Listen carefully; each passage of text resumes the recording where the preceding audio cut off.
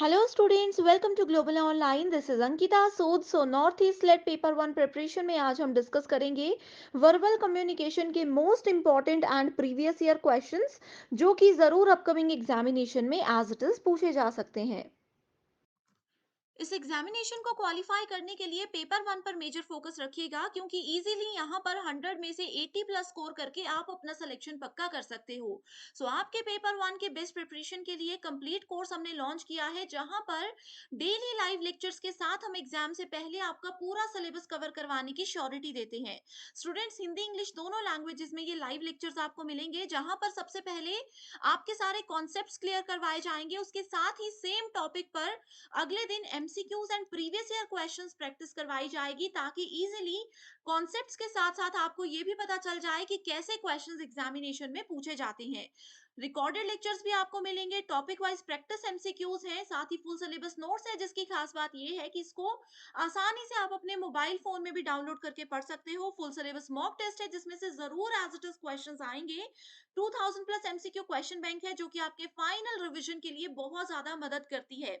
इसमें आपको previous year questions, repeated and most expected questions मिल जाएंगे, वो भी एक्सप्लेनेशन के साथ। आपको सिर्फ गिवन नंबर्स पर कांटेक्ट करना है and daily 9 PM live lectures के लिए ग्लोबल ऑनलाइन ऐप को जरूर डाउनलोड कीजिए। इसमें स्टोर सेक्शन पर जाने के बाद आपको सर्च बार में कोर्स का नाम लिखना है। इस कोर्स के ओवरव्यू को अच्छे से देखिए। कंटेंट पर क्लिक करोगे, फ्री वीडियोस भी अवेलेबल है, मॉक टेस्ट है एंड लाइव लेक्चर्स यहाँ पर आपको मिल जाएंगे। ये ही एक ऐसा कोर्स है जो आपको गारंटी के साथ साथ 100% सिलेक्शन की भी बात करता है। इसके अलावा स्टूडेंट्स, आपको कहीं से भी कुछ भी पढ़ने की जरूरत नहीं है। सिर्फ गिवन नंबर्स पर कांटेक्ट कीजिए और इस कोर्स की पूरी जानकारी ले लीजिए। आप सभी को पता होना चाहिए कि कम्युनिकेशन, जो कि पेपर वन में यूनिट नंबर 4 है, इसका सिलेबस क्या है। तो यहाँ पे आप देख सकते हो, हिंदी एंड इंग्लिश दोनों ही लैंग्वेजेस में मैंने सिलेबस ऐड कर रखा है।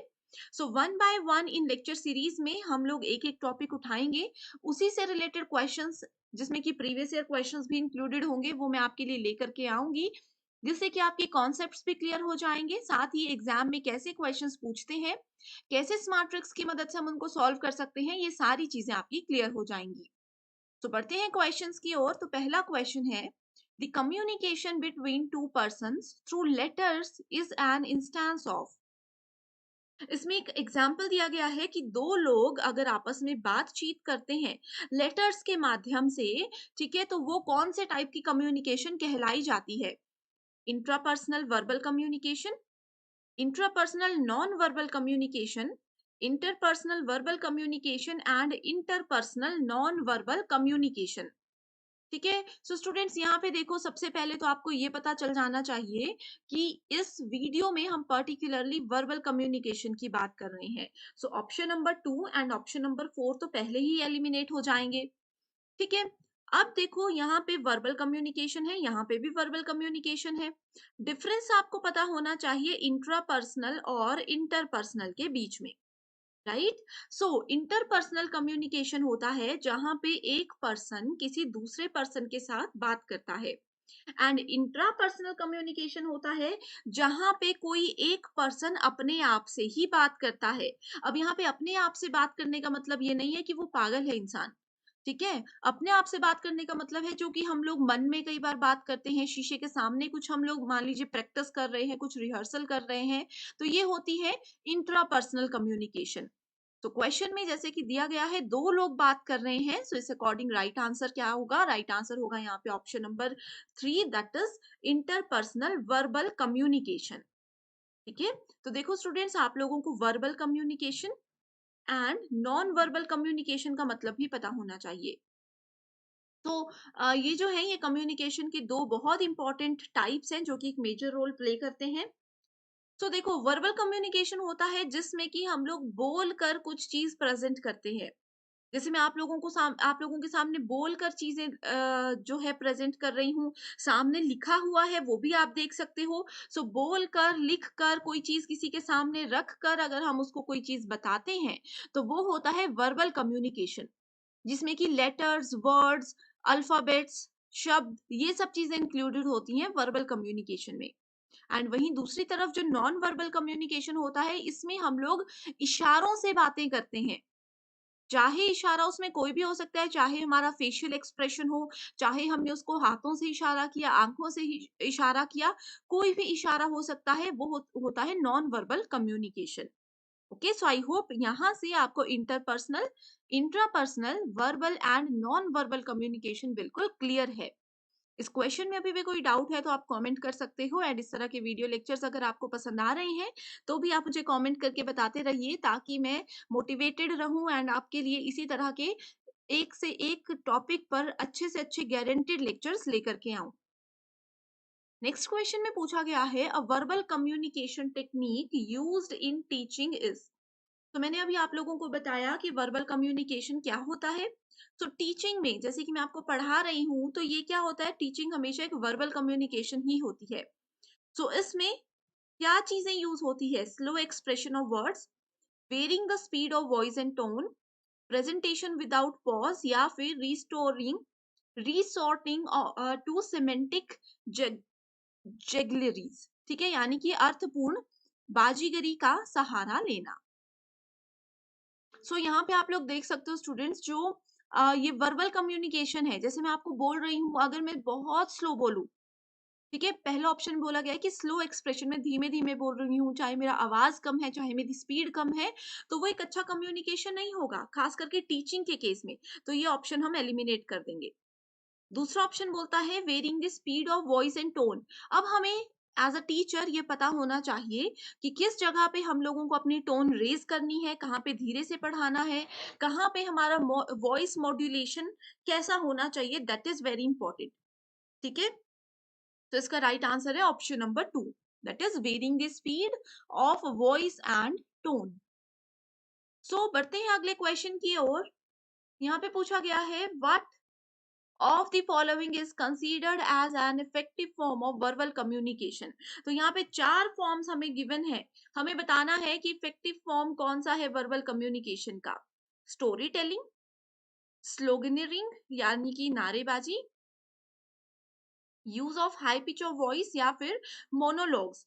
तो देखो स्टूडेंट्स, ये वाला क्वेश्चन बहुत इंपॉर्टेंट है, ये प्रीवियस ईयर क्वेश्चन ही है यूजीसी नेट का, एंड इसी क्वेश्चन को बहुत बार एग्जाम में थोड़ा थोड़ा घुमा करके पूछा जाता है।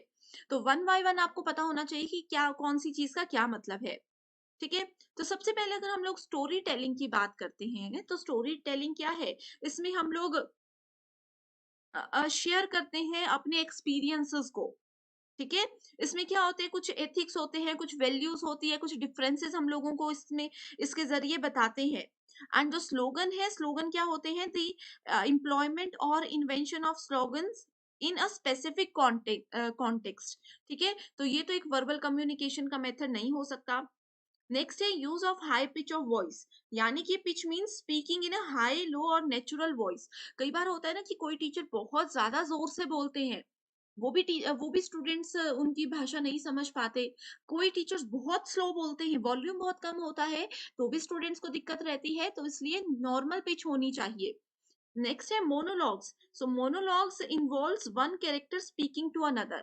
ठीक है, क्या होता है कि एक पर्सन किसी दूसरे से बात कर रहा है, ये मोनोलॉग का एक सिंपल सा एग्जांपल आप लोग लेकर के चलिए। ठीक है, तो वर्बल कम्युनिकेशन का सबसे अच्छा तरीका जो है वो होता है स्टोरी टेलिंग। इसमें हम बहुत अच्छे से कहानी बताते हैं, बहुत अच्छे से अपने मन की बात या फिर जो भी हमारे एक्सपीरियंसेस रहे हैं उनको किसी के सामने प्रेजेंट करते हैं। अगला क्वेश्चन है, which of the following are sources of verbal data. Verbal data के सोर्सेज कौन कौन से हैं, traffic signals, semi structured interviews, narrative interviews, focus groups, या फिर बॉडी लैंग्वेज। क्वेश्चन नंबर 4 बहुत ही ज्यादा इजी है। ठीक है, वर्बल मतलब बोल करके, तो देखो ट्रैफिक सिग्नल में तो हम नहीं बोलते हैं, कोई भी नहीं बोलता है। ए जहां जहां पे है वो ऑप्शंस हम पहले ही एलिमिनेट कर देंगे। ठीक है, उसके बाद बॉडी लैंग्वेज, मैंने आपको बताया बॉडी लैंग्वेज और जो फेशियल एक्सप्रेशंस होते हैं, ये सब आते हैं नॉन वर्बल की कैटेगरी में, ये भी आता है नॉन वर्बल की कैटेगरी में। ऑप्शन नंबर ई जहां पे है हम उसको भी एलिमिनेट कर देंगे। राइट आंसर आ गया option number 2, that is B, C and D. तो semi structured interviews, narrative interviews और फोकस ग्रुप्स जो होते हैं, ये वर्बल कम्युनिकेशन के टाइप्स होते हैं। ठीक है, नेक्स्ट क्वेश्चन है, which of the following are identified as verbal communication skills. ये क्वेश्चन भी वेरी इंपॉर्टेंट कैटेगरी में आप काउंट कर लीजिए।